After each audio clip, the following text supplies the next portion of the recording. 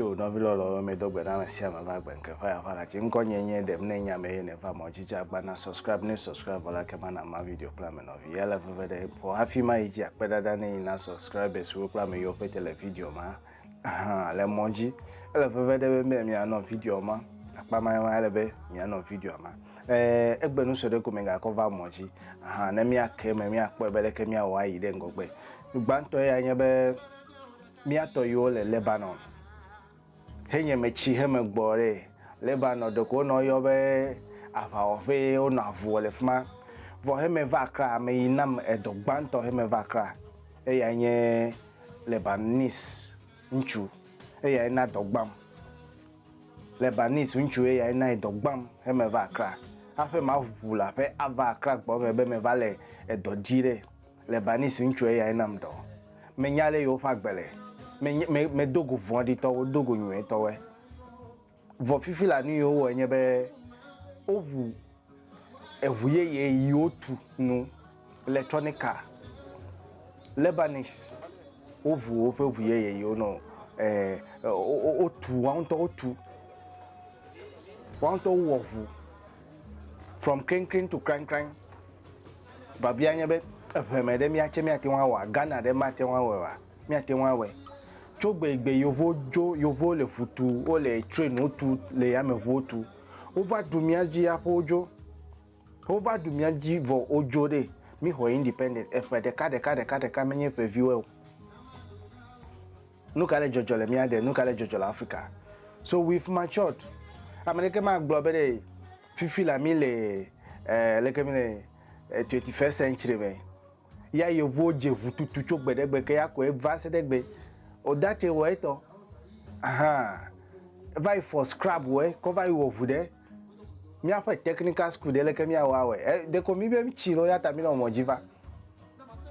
Lebanon to we de o fevu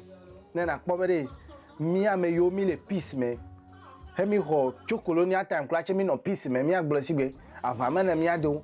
Ghana to me witness avakpo me wa vakla me de ke po chogbedegbe ke ya mi le fafa me dare ya ko mi subere mi le yo leke mi le jipo dare mi di be agbe ni vivi ata mi no mo jiva mi afa technical know how mi afa technical school mi afa science and tech to we no ka le wo ncho me no anya be me ke de video de obo le keke wo le Ghana enya keke ka o la o call ya pampuru ya call keke o is this achievement upon new yo fetele miasia ayon play diamond play to we mate wan ko wona de ne wa devinamia ekpo anu ye le gbegbele mi awon ye be mi mele ga zanyu de o ko ga ko ba flenyasa mi ko do amo de yovo de no va sro ale yo tu keke over to mobile phone o to laptop e ka mi ya po agbe enu efele me va ga phone cho ya nye abusanfa paji o abusanfa fupa Nike de afupa abusanfa fupa koto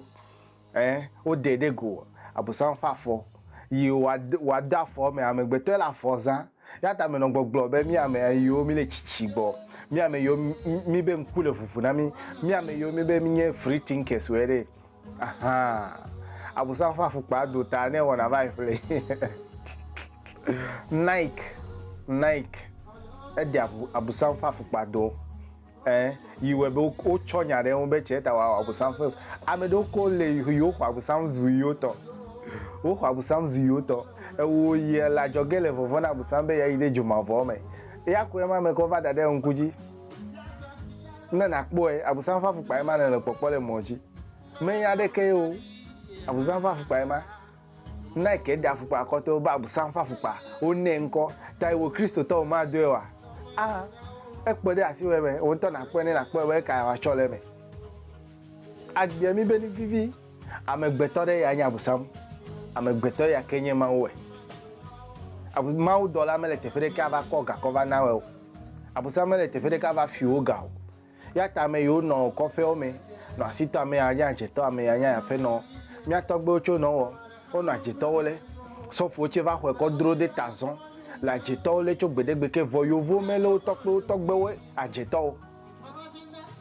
yovo re o mele o tokpe o no we re ajeto o mele o fe tokpe ba ajeto Nike fa fu pare ele pe dojina we be de abusa mele te freke o mi no fi me didi we fe va yi me mama gba be eli last year fe coronavirus pe to wa va do me ya rege popu vale gbogbo be juma fo melo obo we me fonu yede o obe de odanu bo juma fo melo agbe ne vivi ata ko mi no mojiva Agbenuke fe nya yo no gbogbo e ma mega ngwa be ne va mojire jagbagba na subscribe na mama video plan me no vi be mi le eveme mi le Ghana me mi le Africa duko me Lebanon to mi le ofe enya sele bibla me menye gbo va se de gbere o jagbagba wavu lava wo pe to fete me klache de o jagba wavu o wovu yeye ido wiwo awon to wa no zazan abi ale kataka le wo jidudu wo de no pogbo bi ale ke wa wo ni wa pe de kantaka hun ne kantaka fe industry de wa keketa ne Ghana ne Hong Kong eya ko mi le babiama efemere mi ache mi po mi ato ne moto mi to nu wo re mi ada pe na ma dagbe ya mi babia no wa fa efeme aha ta pa mama na me yo le vovona busamde mi china be abusa fa fu pare ele quality yemla net wona wo me nya be Nike me nya fu pa vi o Nike wa me vela sin le fi me nya fi pa no be brand Nike play Adidas me nya no vi o fake one China le fake one o wo na mi be quality o de wo le aha ta abusa fa fu pa ma me ko va dade mo china we no vi lo mega ngwa bo never mo chi ko jagba na subscribe no subscribe like na ma video club na we e kama mi anoka me mi dogo the next video